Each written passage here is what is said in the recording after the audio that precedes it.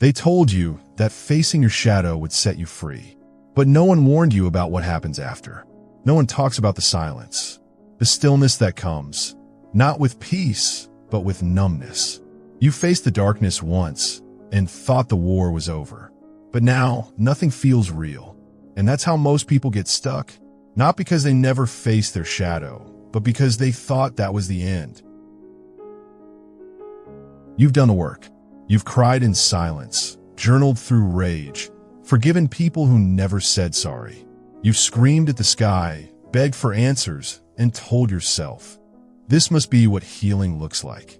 You've read the books, attended the workshops, downloaded the apps, learned the vocabulary of trauma and attachment and nervous system regulation. You can identify your triggers before they happen. You know your attachment style, your Enneagram number, your human design chart. You've mapped your patterns like a cartographer of pain. But now you wake up and feel distant. The world doesn't hurt the same way it used to, but it doesn't feel alive either. You're not in agony anymore, but you're not free. This is where most people stay trapped, not in the pain, but in the space that comes after the pain. When a noise stops, and you're left with a question that no one prepares you for. Now what? You expected fireworks. You expected to feel lighter, brighter, more connected. You expected that mythical sense of peace you see in meditation apps and Instagram quotes. Instead, you feel like you're watching your life through glass. Present but not really there. Awake but somehow still asleep.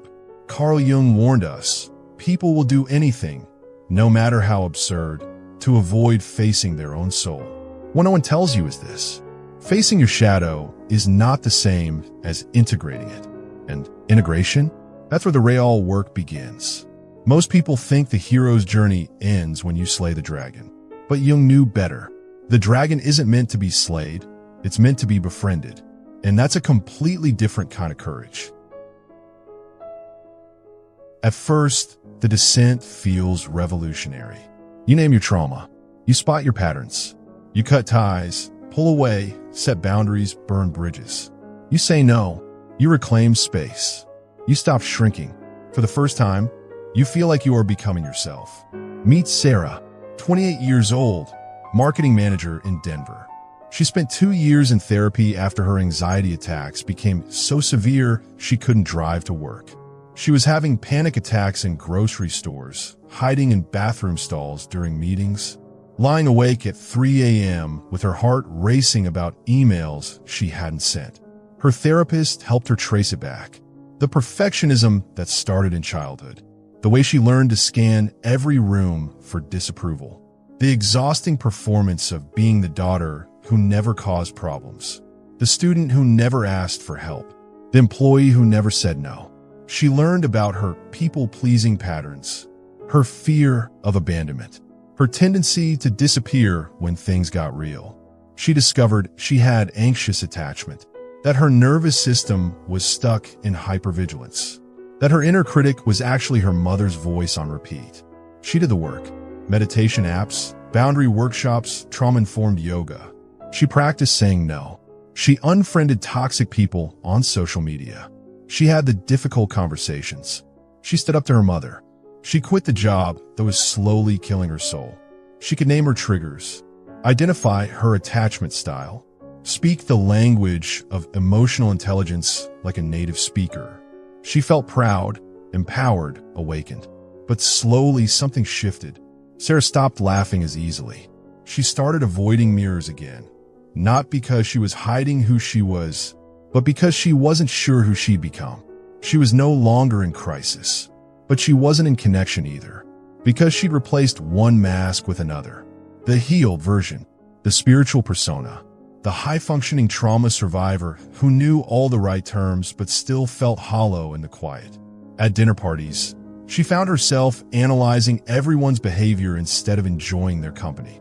She could spot codependency from across the room, identify narcissistic traits in casual conversations, diagnose attachment styles before dessert was served. She felt superior and isolated at the same time. This is the hidden danger. You've touched your shadow, but now you're trying to manage it, control it, intellectualize it. You've built a cleaner cage around it. one where you look awake but feel asleep inside. In Jungian psychology, the shadow represents all the parts of ourselves we've rejected, denied, or deemed unacceptable. It's not just our bad traits. It's anything we've learned to hide to belong, to survive, to be loved. Your creativity, if your family valued practicality. Your sensitivity, if your culture prized toughness. Your anger, if your religion preached forgiveness. Your needs, if your caregivers were overwhelmed. The shadow contains not just what we consider dark, but what we consider dangerous. Dangerous to our belonging, our safety, our sense of self. Jung believed that confronting the shadow was essential for psychological wholeness. But here's what most people miss. Confrontation is not integration. Confrontation is still a form of opposition. You're still treating the shadow like an enemy. Just an enemy you've decided to face instead of flee. Pause here and take a breath. Does this feel familiar? The space between knowing your patterns and actually living differently? You start using healing as performance. You want to seem deep, self-aware, in control. You develop what psychologists call spiritual materialism, collecting insights like trophies, accumulating awareness like achievements. You can talk about your inner child, but you can't actually be playful. You can discuss your trauma responses, but you can't actually be vulnerable. You can quote Jung, but you can't actually sit with uncertainty. But underneath, you're still negotiating with pain. You're not integrating the shadow. You're spiritualizing it. And that's not freedom. That's ego in disguise. The ego, what Jung called our conscious sense of self, doesn't die in one dramatic moment. It's far more clever than that. It adapts. It evolves. It puts on the clothes of awareness to keep itself alive. So you learn to meditate, but you meditate to avoid feeling. You practice gratitude, but you use it to bypass grief. You speak about self-love, but you still can't sit with yourself in silence. You become the person who talks about vulnerability, but never lets anyone see you cry. Who preaches authenticity, but performs it perfectly. Who advocates for mental health, but secretly judges people who aren't as conscious as you. Sarah found herself doing exactly this. She could give beautiful speeches about self-acceptance at dinner parties. She posted thoughtful quotes about mental health on social media. She felt wise, evolved, enlightened. She started seeing herself as the healed one in every relationship, the aware one in every conflict, the conscious one in every group. But at night, alone in her apartment, she felt empty, like she was watching her life through glass. Like she'd become a character in her own story instead of actually living it. The shadow hadn't disappeared. It had gone underground, wearing the mask of spiritual superiority.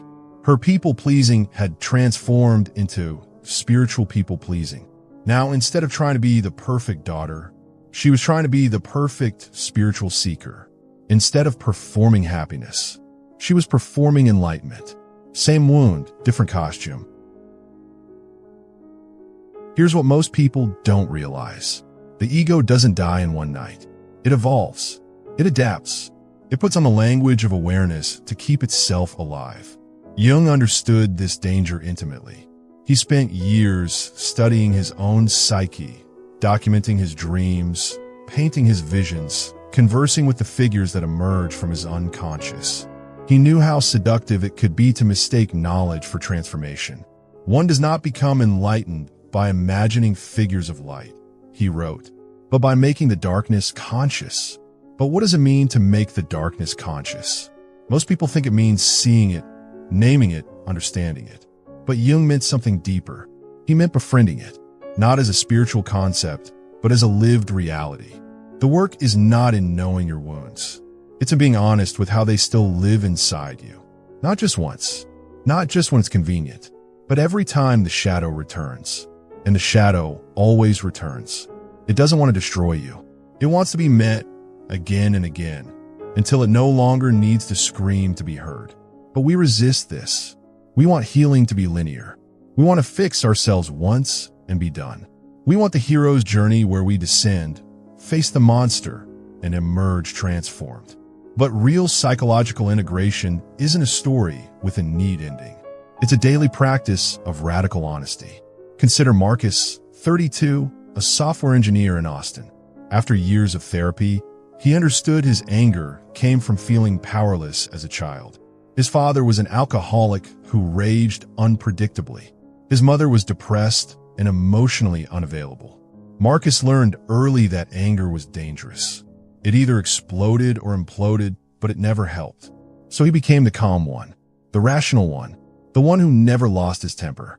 In therapy, he learned about his nervous system responses, his trauma triggers, his defensive patterns. He practiced meditation, breath work, somatic healing. He could feel his anger rising and breathe through it. He could stay present in conflict. He felt proud of his emotional regulation skills. He thought he was healed. He felt enlightened, evolved, free from the patterns that had trapped his father. But then his girlfriend started pulling away. She said he felt distant, that she couldn't reach him emotionally. She said it was like talking to someone behind glass. Marcus was confused. He wasn't angry anymore. He didn't yell or shut down. He was present, rational, evolved. But she was right. In learning to manage his anger, he'd learned to manage all his emotions. He'd become so afraid of his shadow, his rage, his pain, his desperate need for connection, that he'd numbed himself to everything. He could feel his emotions rising and breathe them away before they could affect him. He could stay calm in any storm, but he couldn't actually feel the storm. He couldn't let it move through him. He couldn't let it touch him. If this part hits something in you, keep going. The next few minutes might feel like a mirror. This is the trap Jung warned about. We think consciousness means control. We think awareness means elimination. We turn mindfulness into a weapon against our humanity. We use spiritual practices to become more sophisticated at avoiding ourselves. But the shadow isn't a problem to solve. It's a part of ourselves to integrate. Integration, what Jung called individuation, is the lifelong journey of becoming whole by embracing all aspects of ourselves, light and dark. Individuation doesn't mean becoming perfect. It means becoming real. It means admitting that some days you still crave the validation of people who hurt you, that sometimes you still don't feel lovable unless you're needed, that your anger still flares in the face of tenderness, that you still have days when you want to disappear rather than feel what you're feeling. And instead of punishing yourself for it, managing it, or transcending it, you sit with it. You breathe through it. You say, you're still part of me, and I'm not ashamed. This is what Jung meant by loving your shadow, not romanticizing it or acting it out unconsciously, but developing a conscious, compassionate relationship with it. Your anger isn't wrong, it's information. Your sadness isn't weakness, it's wisdom. Your fear isn't failure, it's care for something precious. When you stop fighting these parts of yourself, they stop fighting you. When you stop trying to eliminate your patterns, they lose their compulsive power. You become someone who can feel anger without becoming it. Someone who can feel fear without being controlled by it. Someone who can need love without demanding it. But this requires something most people aren't willing to do: giving up the fantasy of perfection. You thought the hardest part was naming the pain, but the real work? It's living with it. Walking beside the part of you that still wants to sabotage intimacy, that still doubts your worth, that still feels unsafe in softness. Integration isn't about perfection. It's about honesty. Jung wrote about something called the transcendent function, the psychological mechanism that bridges the gap between our conscious and unconscious minds. It's not something we achieve once. It's something we practice daily. The transcendent function emerges when we stop trying to choose between opposites and learn to hold both. Joy and sorrow, strength and vulnerability, wisdom and uncertainty, love and fear. Most people get stuck because they want to choose. They want to be the healed version, the conscious version, the evolved version. They want to graduate from their humanity instead of learning to live it more fully. But wholeness means embracing contradiction. Let me share a reflection question. What part of yourself are you still trying to fix instead of befriend?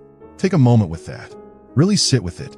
Maybe it's your neediness, your anger, your sadness, your anxiety, your desire for approval, your tendency to withdraw, your perfectionism, your sensitivity, What if these aren't bugs in your system, but features? What if they're not problems to solve, but parts of yourself to understand? Because here's what Jung discovered. The parts of ourselves we try to eliminate always find a way to return. They show up in our relationships, our work, our midnight thoughts. They show up as the thing we most judge in others, as the patterns we keep attracting, as the feelings we can't seem to shake no matter how much inner work we do. Sarah's people-pleasing didn't disappear when she learned to set boundaries. It transformed. She became a people-pleaser in spiritual clothes, always trying to be the most conscious person in the room, the most healed, the most aware. She was still performing for approval. She just changed the audience from her family to her spiritual community. She was still scanning rooms for disapproval. Now she was scanning for who wasn't as awake as she was. Still exhausting herself, trying to be perfect. Now it was perfect in her healing instead of perfect in her achieving. Real integration meant admitting this. It meant allowing herself to feel the original wound, the terror of being rejected, abandoned, unseen, without immediately trying to transcend it. It meant saying, I am someone who desperately wants to be loved, and I'm learning to love that desperate part of me. This wasn't weakness. This was courage. It meant admitting to her friends when she felt insecure instead of performing confidence. It meant asking for reassurance instead of pretending to be self-sufficient. It meant letting people see her anxiety instead of hiding behind spiritual concepts. It meant being human instead of enlightened. That's when the shadow softens. That's when it no longer controls you. You don't exile it. You don't worship it. You hold it. And in holding it, you hold yourself. Marcus learned this too. In couples therapy, his girlfriend helped him see that his spiritual growth had become another way to avoid intimacy. He wasn't present. He was performing presence. He wasn't calm. He was suppressing everything that felt dangerous. He wasn't evolved. He was terrified. The real work meant letting her see his anger, his fear, his messy need for reassurance. It meant risking being human instead of enlightened. It meant admitting, I'm still that little boy who felt powerless, and I'm learning to be gentle with him instead of ashamed. This was terrifying for Marcus. He'd built his entire identity around being the calm one, the rational one, the one who had his emotions under control. But slowly, he started to express his anger when he felt it. Not by exploding, but by saying, I'm feeling angry right now and I'm not sure why. He started to admit when he felt scared instead of rationalizing his fear away. He started to ask for comfort instead of pretending he didn't need it. His girlfriend began to feel like she could actually reach him. Not because he was more perfect, but because he was more real. Here's something to consider. What would change in your life if you stopped trying to be impressive and started trying to be real? This is what Jung meant by psychological wholeness. Not the absence of shadow, but the conscious relationship with it. When you stop fighting the shadow, it stops fighting you. When you stop trying to eliminate your patterns, they lose their compulsive power. You become someone who can feel anger without becoming it. Someone who can feel fear without being controlled by it. Someone who can need love without demanding it. Integration means developing what Jung called active imagination, the ability to dialogue with the different parts of yourself instead of trying to manage them. It means talking to your anxiety like a worried friend instead of an enemy to defeat. It means having conversations with your anger instead of trying to breathe it away. It means listening to your sadness instead of gratitude and into submission. This isn't therapy speak. This is a practical way of living. When Sarah felt her people-pleasing impulse arise, instead of immediately setting a boundary or analyzing the trigger, she would pause and ask, what are you afraid of right now? What do you need me to know? Sometimes the answer was, I'm afraid they'll leave if I disappoint them. Sometimes it was, I don't believe I'm worth loving just as I am. And instead of trying to fix these fears or transcend them, she would respond with compassion. I understand. That makes sense. We've been hurt before. Let me show you that we're safe now. This is integration, not fixing your shadow, but befriending it. That's not a flaw. That's integration. The most dangerous illusion is not ignorance. It's false enlightenment. When you stop doing the work because you think you've finished. when you decorate the prison with affirmations, when you replace intimacy with intellect. But the soul sees through it. It waits in the silence, in the empty victories, in the spiritual language that hides emotional numbness. And then it breaks you again, not to punish, but to purify, not to destroy, but to remind you, you are not here to become impressive. You are here to become whole. Jung observed that many people use spirituality and psychology as sophisticated forms of defense. They learn the language of growth without actually growing. They master the concepts without embodying the experience. This is what he called inflation. When the ego identifies with spiritual or psychological insights and believes it has transcended ordinary human limitations. You might recognize this in yourself or others. The person who can quote every self-help book but still treats their partner with unconscious cruelty. The meditation teacher who's never learned to have a difficult conversation. The therapist who helps others heal but can't sit with their own loneliness. The life coach who gives advice about relationships while their own marriage falls apart. The spiritual teacher who preaches presence while addicted to their phone. The trauma specialist who can identify everyone else's wounds but remains blind to their own. It's not hypocrisy, it's human.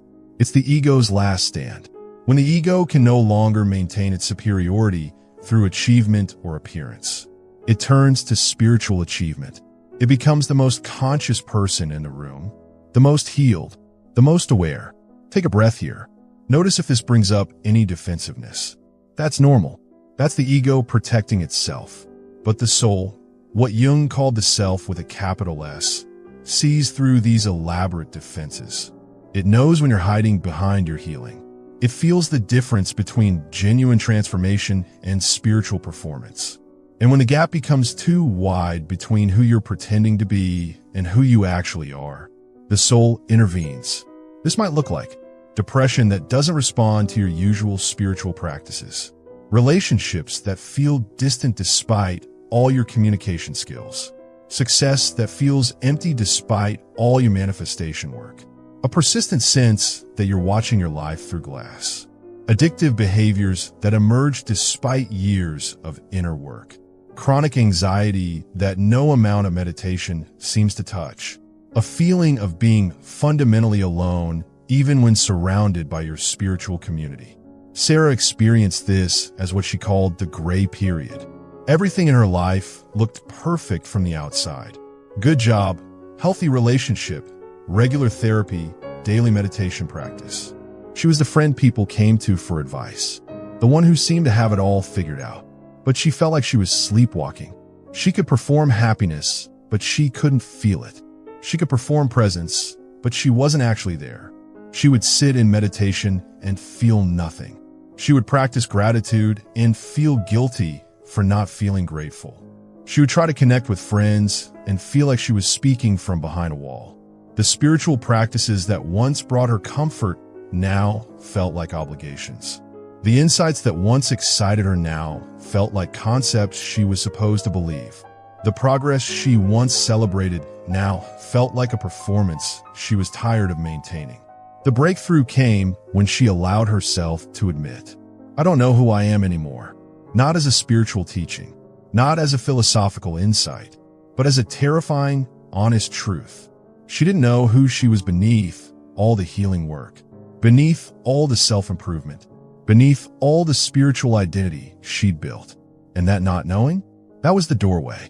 Jung called this the dark night of the soul, the necessary dissolution that precedes real rebirth. Not the rebirth you can post about on social media, the rebirth that happens in silence, in secret, in the spaces between your old life and your new one. It's the death of who you thought you were supposed to be, to make room for who you actually are. Marcus had his own version of this. After months of trying to be more emotionally available, his relationship ended anyway. His girlfriend said she could see him trying, but she couldn't feel him. She said it was like watching someone perform emotions instead of feeling them. Like he was following a script for how to be vulnerable instead of actually being vulnerable. He was devastated. All that therapy, all that growth work, all that conscious communication, and he still couldn't love her the way she needed to be loved. All his spiritual practices, all his emotional intelligence, all his trauma healing, and he was still fundamentally alone. But in that devastation, something real emerged. For the first time in years, he wasn't trying to manage his pain or transcend it or learn from it. He just let himself break. And in that breaking, he found something he'd lost years ago. His capacity to feel. Not think about feeling. Not analyze feeling. Not spiritualize feeling. Just feel. The grief wasn't a problem to solve. It was grief. The anger wasn't a trigger to manage. It was anger. The loneliness wasn't a lesson to learn. It was loneliness. This is what Jung meant when he said, everything that irritates us about others can lead us to an understanding of ourselves. The people who trigger us, the relationships that don't work, the patterns that keep repeating, they're not obstacles to our growth. They're invitations to meet the parts of ourselves we haven't fully integrated yet. They're opportunities to stop performing healing and start actually healing. The woman who seems too needy might be showing you your own disowned need. The man who seems too angry might be reflecting your own suppressed rage. The friend who seems too dramatic might be mirroring your own rejected sensitivity. Instead of judging them or fixing them or distancing yourself from them, what have you asked? What part of myself am I seeing in this person? What am I being invited to integrate? Wholeness means living with contradiction. It means holding joy and grief in the same breath. It means laughing after crying, trusting after breaking, loving even after betrayal. It means being someone who meditates and still gets anxious, someone who practices gratitude and still feels sad, someone who believes in love and still feels afraid of intimacy. Not because you're doing it wrong, but because you're human, and being human is the point. So if you feel stuck after doing the work, you're not broken. You're not regressing. You're just standing at the doorway where the real journey begins. The journey where no one claps, where there's no certificate, no transformation story to post, no before and after photos, no testimonials to write. Just you, raw, real, present. Carl Jung said, "The privilege of a lifetime is to become who you truly are. And who you are is not someone who has arrived, but someone who is willing, again and again, to tell the truth. Even when it's uncomfortable, even when it's quiet, even when no one is watching, even when it doesn't look like growth, even when it doesn't feel like progress. You're not stuck because you failed. You're stuck because you stopped feeling. But now you know the shadow isn't a wound to heal once. It's a mirror you return to, not to fix, but to remember. Remember who you were before the world told you what to hide. Remember who you are when you no longer need to perform. Remember what it feels like to breathe as your whole self. Sarah's breakthrough didn't come from another technique or insight. It came from admitting she didn't know what she was doing. That despite all her growth work, she still felt lost sometimes. Still needed reassurance. Still got triggered by her mother's voice. Still wanted to hide when things got difficult. And instead of trying to fix these things, she started to befriend them. She began having conversations with her anxious part instead of trying to meditate it away. "What are you worried about today?" she would ask. "What do you need me to know?" She let herself feel needy sometimes instead of performing independence. When she wanted reassurance from her partner, instead of talking herself out of it or making it wrong, she would say, "I'm feeling insecure right now. Could you remind me that you love me?" She allowed her relationships to be messy instead of conscious all the time. She stopped trying to be the most enlightened person in every conversation and started trying to be the most honest. This wasn't regression. This was integration. It was the difference between spiritual performance and spiritual living.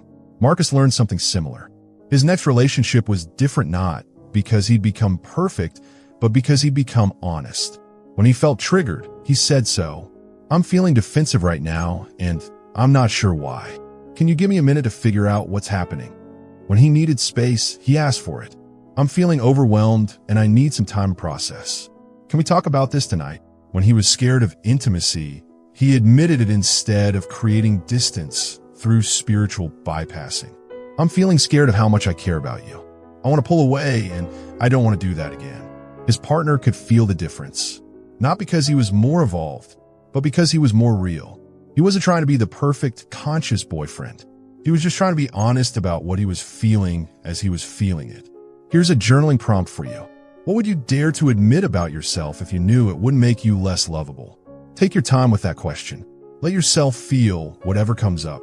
Maybe it's that you still want your ex back sometimes. Maybe it's that you don't actually enjoy meditating. Maybe it's that you feel jealous of your friend's successes. Maybe it's that you're tired of trying to be positive all the time. Maybe it's that you're lonelier than you let on, that you're more scared than you admit, that you need more help than you ask for. What if these aren't things to fix, but things to feel? What if they're not problems to solve, but parts of yourself to love? This is the secret Jung discovered. We don't become whole by eliminating our shadows. We become whole by integrating them. Integration means loving your needy parts instead of spiritual bypassing them with independence. Honoring your anger instead of immediately transcending it with forgiveness. Feeling your grief instead of gratitude and it away with positive thinking. Admitting your fears instead of pretending to be fearless. Expressing your desires instead of being above wanting anything. Showing your confusion instead of always having the answer. It means becoming someone who can hold multiple truths at once. You are both strong and vulnerable, wise and confused, healed and healing, spiritual and human. You are not a problem to solve. You are a human being to love. Jung called this the union of opposites, the ability to hold paradox without needing to resolve it, to be someone who can feel grateful and frustrated in the same breath, someone who can love deeply and still feel afraid of abandonment, someone who can be confident and insecure at the same time. If this video has touched something in you, don't just like it and scroll away. Sit with what it brought up. Let yourself feel whatever needs to be felt. The path to psychological wholeness isn't found in another course, another book, another technique. It's found in the willingness to be exactly who you are in this moment. Shadow and light together. It's found in the radical act of self-acceptance. Not self-improvement, not self-optimization, not self-transcendence. Self-acceptance. Jung spent his entire career studying the human psyche, and his conclusion was beautifully simple. The goal isn't to become perfect. The goal is to become complete. Complete means including everything. Your rage and your compassion, your fear and your courage, your brokenness and your brilliance, your wisdom and your confusion, your shadow and your light. That's not just awakening. That's coming home to yourself, to your truth, to the messy, beautiful, complicated reality of being human. You don't need to wait until you're healed to start living. You don't need to wait until you're perfect to be worthy of love. You don't need to wait until you've transcended your humanity to embrace it. You are worthy now, shadow and all. Remember, you are not stuck because you are weak. You are stuck because you think facing the shadow is the end. But true freedom comes when you dare to live when the light has gone and the shadow has returned. And you still don't take off your mask to hide. You take off your mask to breathe. You take off your mask to be seen. You take off your mask to come home to yourself. Subscribe if you're ready to keep exploring these deeper territories of the psyche. And remember, the real work happens not in the watching, but in the living. The real work happens in your relationships, in your daily choices, in the small moments when no one is watching and you choose honesty over performance, presence over perfection, love over fear. The real work is the work of being human. And that's the most sacred work of all.